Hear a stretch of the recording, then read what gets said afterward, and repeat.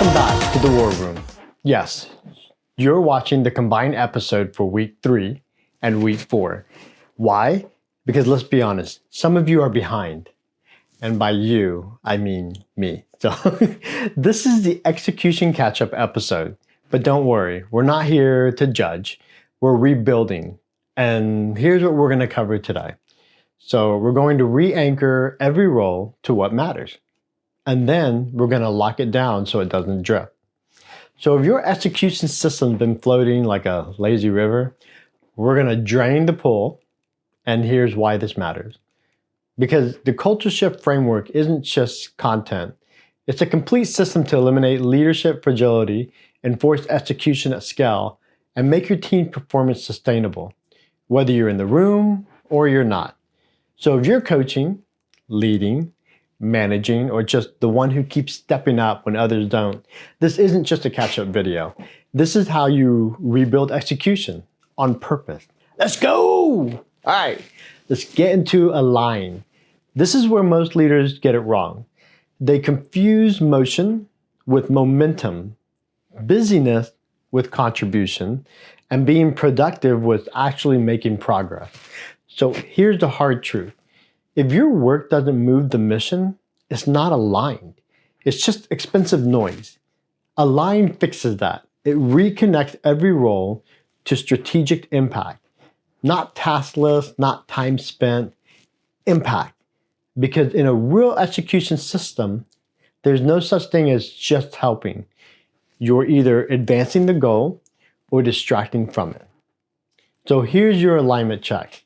Ask your team, can you explain how your role supports what matters this quarter? If the answer is vague, generic, or padded with effort language, you don't have alignment. You have disguised drift. Align gets rid of that drift. It converts clarity into contribution and contribution into results. So here's your fix. The strategic contribution blueprint. If you want real alignment, not just activity dressed up as progress, run this with your team. Have each person answer, what am I directly responsible for? No fluff, no overlap. What number does my work move? What gets measured because of me? What strategic goal does that number drive? Is it revenue, retention, efficiency, quality? Who relies on this outcome? You have to look both internally and externally. So what breaks if I disappear? What stops moving without my execution? This isn't a job description, it's a translation map from motion to mission, from busy to relevant, because aligned roles don't just show up. They drive the outcome. They protect the priority. They make the strategy real. If you skip a line, you're not managing execution, you're just managing noise. And noise doesn't scale execution, does it? Okay, now that you're aligned, congratulations. So you just unlocked the next challenge. It's drift. But don't expect it to kick down the door and announce itself. Drift doesn't just show up loud. It shows up helpful. It shows up cooperative. It shows up wearing a lanyard that says, sure, I can help with that. One missed boundary. One team member picking up just this one thing, one quick favor that quietly becomes someone's new full-time job. We've all been there. And just like that, you're not leading execution anymore. You're negotiating a slow collapse because drift doesn't kill execution without a bang. It erodes it with a smile. And a calendar full of meetings that shouldn't exist. Suddenly, your clearest roles start blending again.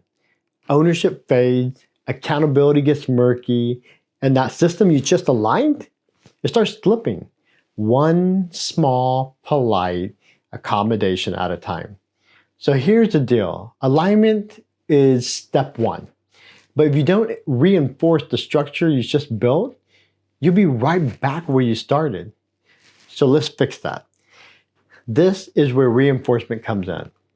Because alignment without reinforcement, that's just a well-organized illusion. Execution isn't sustainable without structure.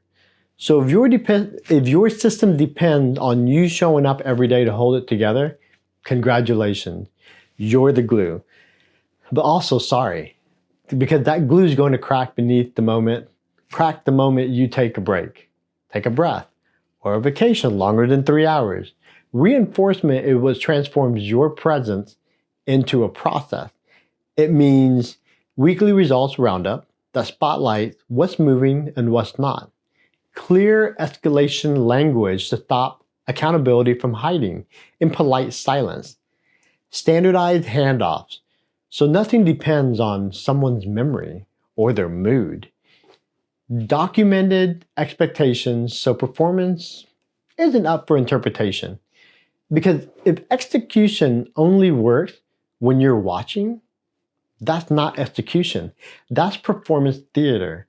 And you're not leading, you're directing a one-person play with no understudies. So here's how you know reinforcement is missing.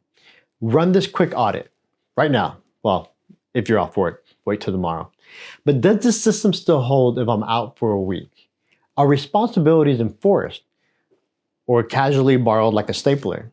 Are problems reoccurring or are they resolved and closed? If the answer is no to any of those, you don't have reinforcement.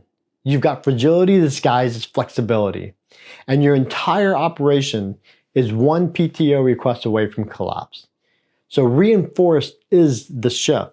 It turns execution from hustle into infrastructure. It replaces pressure with process. It makes excellence the standard, not the exception. So let's lock it in. So if you were behind, you're not anymore.